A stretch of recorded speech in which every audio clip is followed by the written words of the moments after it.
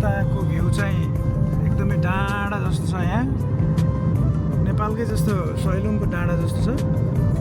ठ्याक्कै सैलुङ गए जस्तै भाइ आउँदो रहेछ।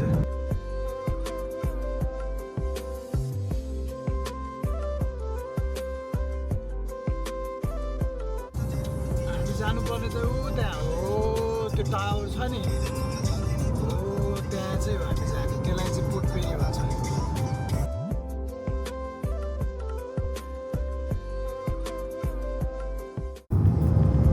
On the way to Port Perry.